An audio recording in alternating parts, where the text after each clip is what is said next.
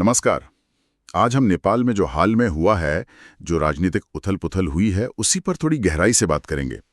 हमारे एक श्रोता ने कुछ अच्छे लेख और रिपोर्ट्स भेजे हैं, तो हमारी कोशिश यही रहेगी कि इन्हीं के आधार पर समझें कि ये जो इतना बड़ा विरोध हुआ, इसके पीछे असल वजह क्या थी और हाँ, आगे क्या हो सकता है नेपाल में, मतलब कौन कमान संभाल सकता है। तो चलिए इन स्रोतों से जो जानकारी मिली है, उसे परत दर परत खोलते हैं। तो शुरुआत करते हैं उस पहली चिंगारी से, है ना? वो सोशल मीडिया वाला मामला। सरकार ने अचानक 2 दर्जन से ज्यादा प्लेटफॉर्म से बैन लगा दिया। स्रोतों के हिसाब से बस इसी कदम ने जैसे प्रदर्शनों को एकदम से हवा दे दी। ये पहली लहर थी। हाँ, बिल्कुल। ये तात्कालिक वजह तो थी ही, पर जब आप इन स्रोतों को थोड़ा और खंगालते हैं, तो बात ज्यादा गहरी निकलती है। ये बैन जो था, वो सिर्फ एक घटना नहीं था। असल में ये उन सारी अनकही शिकायतों का, उस असंतोष का एक तरह से प्रतीक बन गया है, जो नेपाली समाज में, खास करके युवाओं में, काफी टाइम से अंदर ही अंदर पनप रहा था। सरकार ने शायद सोचा होगा कि ये बस एक प्रशासनिक कदम है, पर लोगों के लिए ये उनकी आवाज दबाने जैसा हो गया। बिल्कुल सही कहा आपने। और स्रोत भी यही बार बार कह रहे हैं कि ये गुस्सा ये मुख्य रूप से युवा पीढ़ी में था। जेन जी जिसे कहते हैं, वो पीढ़ी जो डिजिटल दुनिया में ही पली बड़ी है, जिनके लिए ऑनलाइन अपनी बात कहना, पारदर्शिता, ये सांस लेने जितना जरूरी है। उनके मुद्दे क्या थे? रिपोर्ट्स तो यही बताती हैं। भ्रष्टाचार बहुत ज्यादा, राजनीतिक नियुक्तियों में भाई भतीजावाद, सरकारी कामकाज में कोई पारदर्शिता नहीं, ऊपर से बढ़ती बेरोजगारी और एक गहरी एक भावना सी बैठ गई थी कि काठमांडू में जो नेता बैठे हैं, उन्हें आम लोगों की, खासकर युवाओं की कोई फिक्र ही नहीं है। ये सब मिलकर ना एक विस्फोटक मिक्सचर जैसा बन गया था। हाँ, और ये भावना को एकदम नई नहीं थी, लेकिन इस सोशल मीडिया बैन ने उसे सड़क पर ला दिया। आप इसे ऐसे समझ सकती हैं कि जैसे असंतोष का एक बांध था जो धीरे धीरे भर रहा था, और इस बैन ने उसमें एक दरार डाल दी। और फिर इसी नाजुक माहौल में एक और घटना हो गई, जिसने लोगों के गुस्से को जैसे उबाल ही दिया। स्क्रॉल इन और इकोनॉमिक टाइम्स जैसे स्रोत बताते हैं कि 11 साल की एक बच्ची थी, उषा मगर सुनवार, स्कूल जा रही थी, एक दुर्घटना हुई। आरोप ये लगे कि एक सरकारी काफिले ने टक्कर मारी और रुका तक नहीं। हाँ, और उस घटना की सीसीटीवी फुटेज वो वायरल हो गई। सोचिए, एक तरफ सरकार सोशल मीडिया पर पाबंदी लगा रही है, दूसरी तरफ ये फुटेज, ये एक बड़ा शक्तिशाली प्रतीक बन गई। लोगों ने इसे सरकारी तंत्र की संवेदनहीनता की तरह देखा कि कोई जवाबदेही नहीं है। ये सिर्फ एक एक्सीडेंट नहीं रहा, ये पूरी व्यवस्था की उदासीनता का चेहरा बन गया, खासकर तब जब सरकार लोगों के बोलने के मंच ही छीन रही थी। बिल्कुल, ये घटना उस अविश्वास को दिखाती है जो पहले से वहां मौजूद था। अब इसमें एक और परत जोड़ते हैं, जिसका जिक्र फाइनेंशियल टाइम्स और अल जजीरा जैसे स्रोतों में मिलता है। वो है नेपाल की पुरानी राजनीतिक अस्थिरता। पिछले कुछ दशक अगर देखें तो लगातार सरकारें बदली हैं, गठबंधन बने, टूटे, नेताओं ने पाला बदला, वादे अक्सर अधूरे रहे, शासन व्यवस्था अक्सर कमजोर सी, दिशाहीन सी नजर आई है। चलिए इसको थोड़ा और खोलते हैं। ये सिर्फ बार बार चुनाव या प्रधानमंत्री बदलने की बात नहीं है। स्रोतों के हिसाब से इसका असर ये हुआ है कि लोगों में, खासकर युवाओं में, पूरी राजनीतिक व्यवस्था को लेकर ही एक गहरी निराशा, एक सिनिसिज्म जिसे कहते हैं, वो घर कर गई है।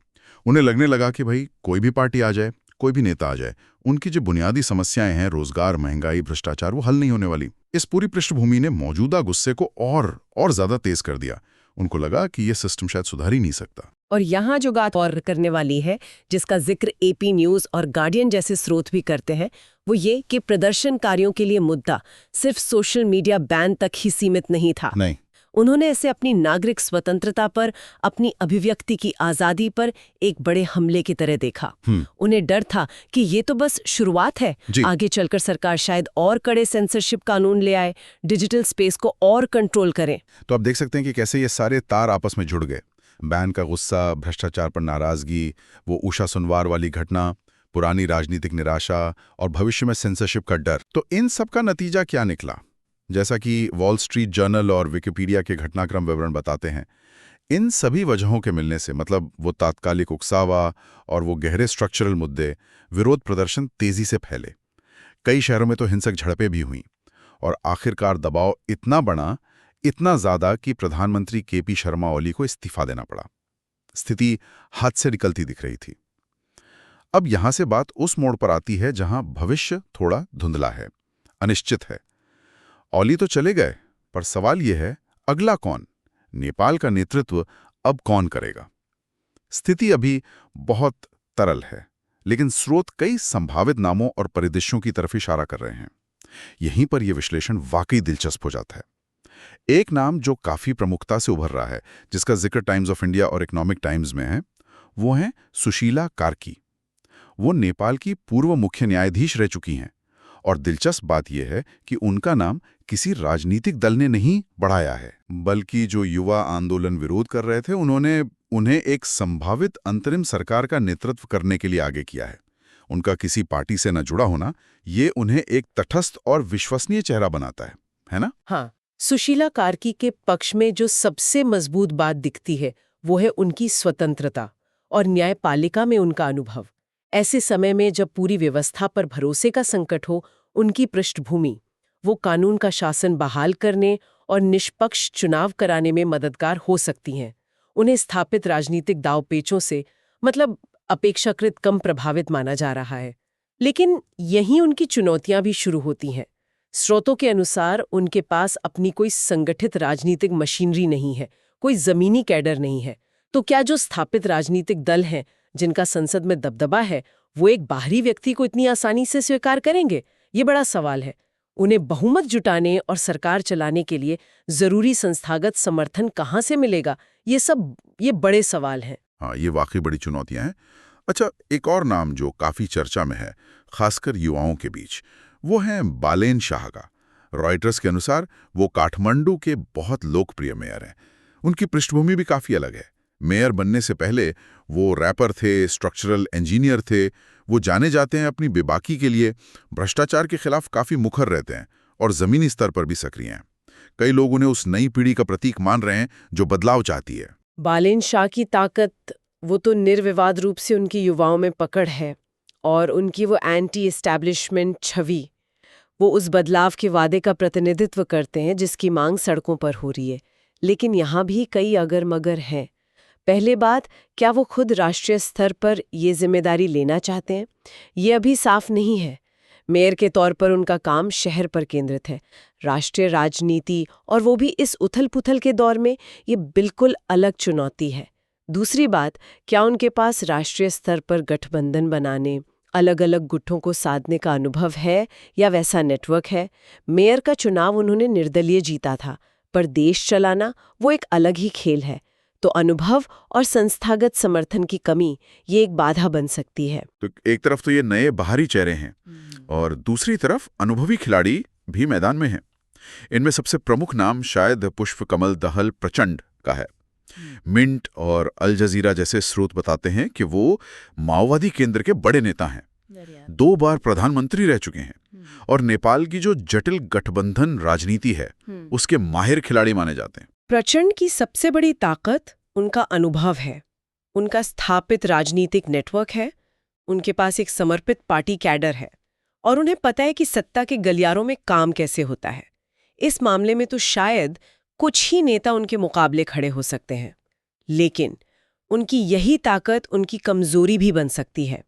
उनका नाम नेपाल की पिछली कई राजनीतिक अस्थिरताओं से जुड़ा है, गठबंधनों के बनने बिगड़ने से जुड़ा है। प्रदर्शनकारी, खासकर युवा, जिस पुरानी व्यवस्था से छुटकारा पाना चाहते हैं, प्रचंड उसी का हिस्सा माने जाते हैं। तो बड़ा सवाल ये उठता है, क्या वो खुद को बदल सकते हैं? क्या वो प्रदर्शनकारियों की मांगों को, जैसे पारदर्शिता, भ्रष्टाचार विरोध, इनको अपनाकर अपनी विश्वसनीयता फिर से बना सकते हैं?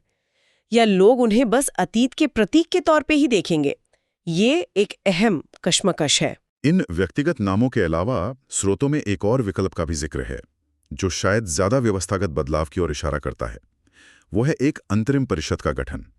गार्डियन और रॉयटर्स की रिपोर्ट्स बताती हैं कि एक मांग ये भी उठ रही है कि किसी एक व्यक्ति के बजाय अलग अलग क्षेत्रों के प्रतिष्ठित गैर राजनीतिक लोगों की एक तटस्थ परिषद बनाई जाए, जो कुछ समय के लिए देश का कामकाज संभाले, जरूरी सुधार करे और फिर निष्पक्ष चुनाव कराएं। मतलब पारंपरिक राजनीतिक दलों से परे जाकर कोई समाधान खोजने की कोशिश। कुछ लोग तो यहां तक कह रहे हैं कि नए सिरे से संविधान लिखा जाए या उसमें बड़े बदलाव हों। अगर हम इसे बड़े संदर्भ में देखें तो ऐसे संक्रमणकालीन दौर में ऐसी अंतरिम परिषदें या टेक्नोक्रेटिक सरकारें कई देशों में आजमाई गई हैं, कभी सफल हुई हैं, कभी नहीं। इसका एक सकारात्मक पहलू ये हो सकता है कि यह राजनीतिक ध्रुवीकरण को शायद कम कर दे, व्यवस्था में सुधार की गुंजाइश बनाए और ये युवाओं की उस मांग को भी संबोधित कर सकती है जिनका स्थापित दलों से मोह भंग हो चुका है। लेकिन इसकी चुनौतियां भी बहुत गंभीर है। ऐसी परिषद बनेगी कैसे? कौन लोग होंगे उसमें? उनकी वैधता का आधार क्या होगा? क्या प्रमुख राजनीतिक दल और सबसे महत्वपूर्ण सेना, क्या वो इसे स्वीकार करेंगे? इसे बनाने के लिए बहुत व्यापक सहमति चाहिए होगी, जो मौजूदा माहौल में मुश्किल लगती है। सत्ता शून्य या विरोधी ताकतों द्वारा स्थिति का फायदा उठाने का खतरा भी बना रहता है। तो ये विचार सुनने में अच्छा है, पर इसे अमल में लाना बेहद बेहद जटिल होगा। इसमें अगर हम इन स्रोतों से निकले मुख्य बिंदुओं को समेटें तो इस विद्रोह के पीछे सिर्फ वो सोशल मीडिया बैन नहीं था, बल्कि सालों से जमा हो रहा युवाओं का गुस्सा था। भ्रष्टाचार, भाई भतीजावाद, बेरोजगारी, राजनीतिक उदासीनता, इन सब के खिलाफ उषा सुनवार की घटना ने इस गुस्से को एक भावनात्मक, एक प्रतीक दे दिया। नेपाल की जो पुरानी राजनीतिक अस्थिरता है, कमजोर शासन है, उसने जमीन पहले ही तैयार रखी थी और फिर सेंसरशिप की आशंका ने इसे नागरिक स्वतंत्रता की लड़ाई का रूप भी दे दिया। इन सब ने मिलकर ओली सरकार के पतन का रास्ता साफ किया। और भविष्य के नेतृत्व की बात करें तो हमारे सामने कई विकल्प नजर आते हैं, जिनके अपने अपने पक्ष और विपक्ष हैं, जैसा स्रोतों से पता चलता है। एक तरफ सुशीला कार्की जैसी स्वतंत्र और सम्मानित पूर्व न्यायाधीश हैं, दूसरी तरफ बालन शाह जैसे युवा और लोकप्रिय मेयर जो व्यवस्था विरोधी लहर पर सवार हैं। तीसरी तरफ प्रचंड जैसे अनुभवी लेकिन अतीत के बोझ से दबे राजनेता। और चौथा विकल्प है एक पूरी तरह नई गैर दलीय अंतरिम परिषद का। इन सभी स्रोतों का विश्लेषण करने के बाद अगर एक संभावित परिदृश्य की बात करें तो पलड़ा शायद सुशीला कार्की जैसे किसी तटस्थ, गैर दलीय या टेक्नोक्रेटिक नेतृत्व वाली अंतरिम सरकार की तरफ थोड़ा झुकता दिख रहा है। ऐसा इसलिए क्योंकि प्रदर्शनकारियों की, खासकर युवा आंदोलनों की, मुख्य मांग यही है कि सत्ता स्थापित राजनीतिक दलों से बाहर के किसी विश्वसनीय व्यक्ति या समूह को सौंपी जाए जो निष्पक्ष चुनाव करा सके। लेकिन, और ये एक बड़ा लेकिन है, जैसा कि स्रोत भी इशारा करते हैं, ऐसी किसी भी व्यवस्था की सफलता इस बात पर टिकी होगी कि उसे प्रमुख राजनीतिक दलों और सेना का कितना समर्थन मिलता है, या कम से कम वो विरोध ना करें, मौन स्वीकृति मिल जाए। अगर स्थापित ताकतें विरोध करती हैं तो ये मॉडल फेल हो सकता है। उस हालत में प्रचंड जैसे पुराने खिलाड़ी फिर से प्रासंगिक हो सकते हैं, शायद किसी नए गठबंधन के जरिए या विपक्ष में अपनी ताकत मजबूत करके। पर उनकी भी जो दीर्घकालिक वैधता होगी वो इस बात पर निर्भर करेगी कि क्या वो प्रदर्शनकारियों की मुख्य मांगों को, भ्रष्टाचार पर लगाम, पारदर्शिता और युवाओं की सार्थक भागीदारी, इनको गंभीरता से लेते हैं और उन पर अमल करते हैं। बिना इसके कोई भी सरकार अस्थिर ही रहेगी। बिल्कुल, ये स्थिति अभी बहुत नाजुक है, अनिश्चित है। और अंत में एक विचारणीय प्रश्न छोड़ते हैं जो एक स्रोत के आखिरी हिस्से से ही प्रेरित है। क्या नेपाल के पिछले सत्ता हस्तांतरणों के अनुभवों से या दूसरे देशों में हुए ऐसे ही आंदोलनों से तुलना करके हम मौजूदा स्थिति के परिणाम का कोई सटीक अनुमान लगा सकते हैं? क्या इतिहास खुद को दोहराता है, या हर बार परिस्थितियां इतनी अलग होती हैं कि पुरानी तुलनाएं वो बेकार हो जाती हैं? या फिर जैसा स्रोत में एक जगह कहा गया है, हर संभावित नेता या परिदृश्य के लिए संभावनाओं का आकलन करना, जैसे किसी के जीतने की 60% संभावना है, किसी की 40%। क्या ये भविष्य के अलग अलग रास्तों को समझने का एक बेहतर तरीका हो सकता है? ये कुछ ऐसे सवाल हैं जिन पर आगे सोचा जा सकता है। अगर आपको ये वीडियो पसंद आई है तो इसे ज़रूर लाइक करें, कमेंट सेक्शन में अपना ओपिनियन बताएं और चैनल को ज़रूर सब्सक्राइब करें। मिलते हैं अगली वीडियो में, तब तक के लिए नमस्कार।